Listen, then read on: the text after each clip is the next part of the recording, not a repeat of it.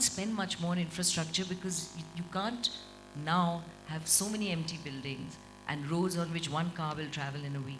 So that the multiplier effect of that spend has disappeared. India's model is quite different. We need that infrastructure, right? So we actually need to do what China was doing so well. But that's a separate story. Now, in their model as they moved, the other reason they want is to create much more consumption demand amongst their people. So they put wages up overnight. There were areas which manufactured textiles, for example. Overnight, the salaries went up 30%. So they wanted to really put that labor cost. So it's no longer so that China's labor is cheaper than India. It's actually more expensive because the model they had changed. And the other thing they found, one of the reasons they were able to keep the labor costs low, and I've actually been to a couple of these factories in the northwestern areas, they were like dorms, it was almost like a chicken factory. People just cheek by jowl, no life. You go to a factory, you work, you make money, you go back, you sleep in the dorm, no social life. There was absolutely nothing, and hence you began to see the sort of demonstrations, and I won't call them riots, but they were near that Foxconn had. For those of you all who hear about the Foxconn effect, Foxconn is one of the biggest suppliers to Apple. Yeah? But the Foxconn effect was these demonstrations that started by labor because of the conditions. They were clean, they were clinical, but the social factors were not being addressed. So the new thrust in China is to create factories near towns or in towns so that the social infrastructure that is provided these young people is far more real, and that they have a life other than the work that was expected of them. And all of this is adding to costs. So it was a very conscious decision by China, some of it because of the social demonstrations of these plants, others because of the whole economic model. And in textiles specifically, which actually I despair, because India should have been able to grasp the opportunity, because we didn't have the infrastructure. It was not labor, it was infrastructure that was our problem. We were not able to embrace this. And the infrastructure was both physical and paperwork and hassles and all of that. So that part has, a little bit has come to India, but a lot of it has gone to Vietnam, Bangladesh and others. Now Bangladesh had another set of problems because they were not managing this, the environment right. Again, their factories collapsing, labor not being properly treated, and global buyers will not want to deal with a country that does not comply to the right standards, whether it's the right standards today of bribery and corruption or standards of human and humanitarian value. So these are very good learnings for our companies, that you have to, if you want to be part of a global supply chain, adhere to the best standards in the world. So that's the good news. And that applies to all countries. In fact, on this issue of labor cost, it was a surprise to me, but one of the biggest companies that trades in textiles in the world is called Li & Fung. I mean, they buy like $30 billion from China for Walmart. I mean, they're huge. And I had the good fortune of having one of the founder owners on the HSBC board. And he mentioned to me, and he's gone public with this statement, that their factory in just outside Chennai produces textiles even before China changed its labor model at 10% below the cost of their China factory in the northwest of China. So look how productive our labor is. But the value got destroyed in that, under 100 kilometers move from factory door out of the country.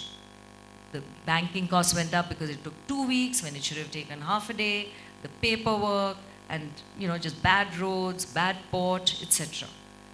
That is the cost that India pays today, where our people have the ability to be the best and most productive in the world, but where we lose. And that is where we have to address it. So I think there are many spaces that China, as it advocates, India has the ability to jump into, if we can resolve, of course, some of these issues. But it will come, because India, by its very nature, we will find solutions to some of this. And as more airports come in, there are things that we can airship out where roads are bad. And not all roads are bad. I must say I was quite impressed to see in some states how roads have come a long way. So But we can't have one stretch of road that's good and another stretch that's bad. So we'll need to have to develop all of this. Thank you, Dr. Qureshi. We'll move to the next question now. Can we have Robin's question, please? Good evening, ma'am. My name is Robin Rajput, MBA first year. We all know that the banking sector employs a large number of MBAs, and the initial job offers in most B schools involves selling of banking and financial products and services. I intend in specializing in marketing and making a career in banking as well. Do you think my journey through sales will be good? Yeah, of course. You must join. Yeah. And it is a key area. Banking, as you rightly said, is not just about being an accountant and sitting there tearing balance sheets apart. That's important for some parts of the business. But there's a huge other part which is about marketing and selling products. And you don't have to be hugely financially proficient. You just have to be the kind of person, and personality here plays a key role, which is something which is very important. You can excel in your studies, but those that succeed are those that have both excellence in terms of your academic and ability to work, but also the personality, the ability to work with others, to be able to build trust with the people who, in your case, you would market and sell to. Because I actually hesitate to use the word sell, because selling suggests that you're just sort of ramming something there. You have to be able to empathize with your customer, who needs to understand you need to understand what his or her or family's perspective is. And sometimes the best marketer or seller is the one who says, I don't think this one is for you. That the trust you build because you genuinely give the right guidance. And for me, that has been a principle through my life. Don't do this deal. I could have made $5 million off you, but I don't think this is the right one for you today. And you build a relationship over the years which holds you in good stead because you do your job with integrity.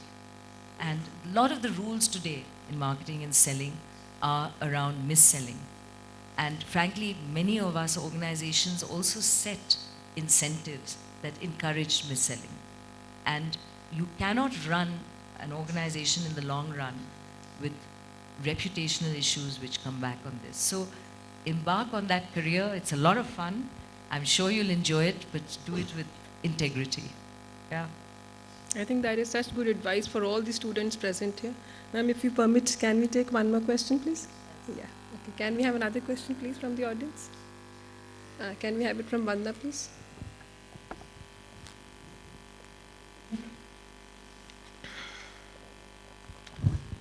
Thank you, ma'am, for such a nice talk. You've been included in many lists of 50 most influential businesswomen, including Forbes. How have you been able to keep yourself so grounded despite all the accomplishments? Believe me, you have to have 2 kids at home and a husband. Yeah. And you'll be reminded every day as to how useless you are at something or the other. Thank you, ma'am. I think that's the way she has to reach out to all of us.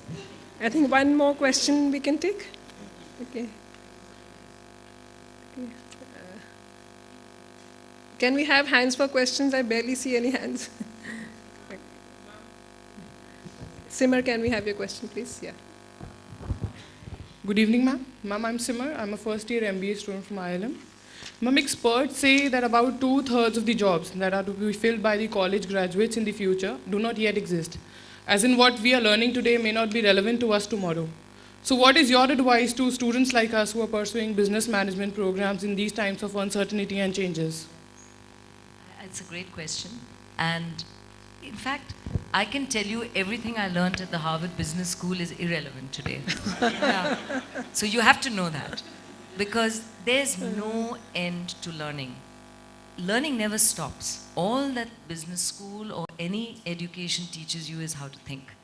And you have to stay abreast of changes, particularly in management thinking. You know, it can sometimes swing from one area to another. What looked good at one time is not so good at another because thinking evolves.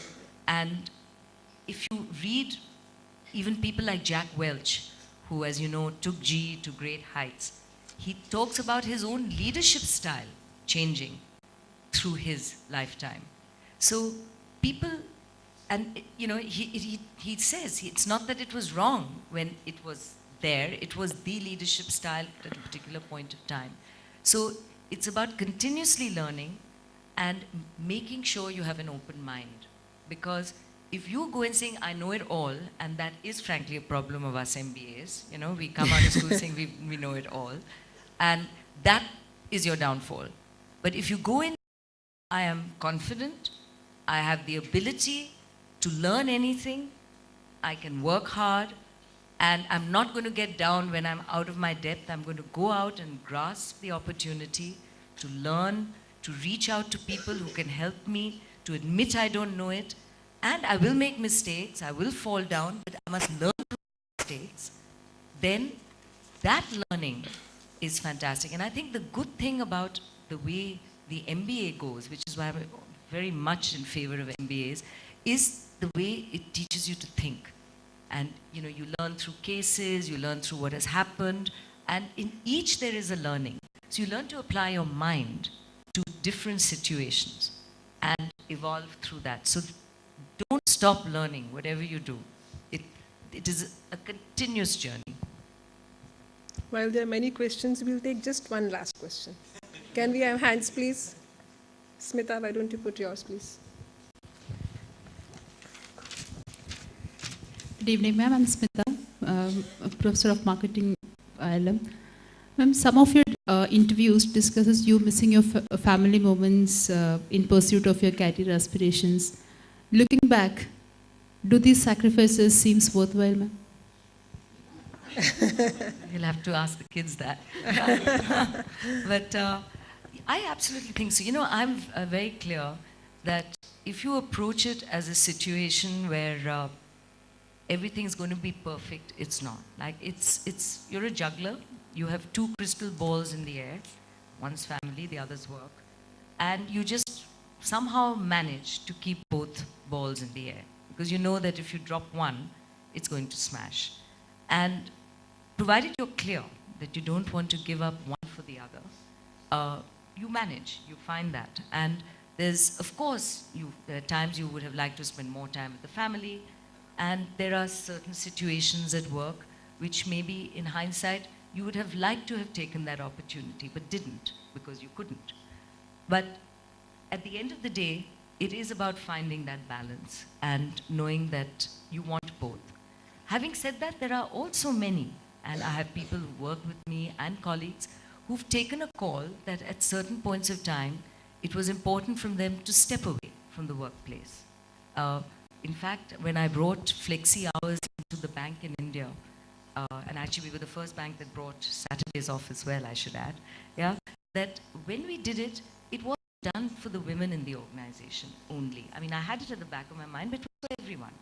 So we brought flexi hours in, and one of the first people who took it was a direct report of mine, senior, officer, head of risk, which is an important area as you can imagine in a bank.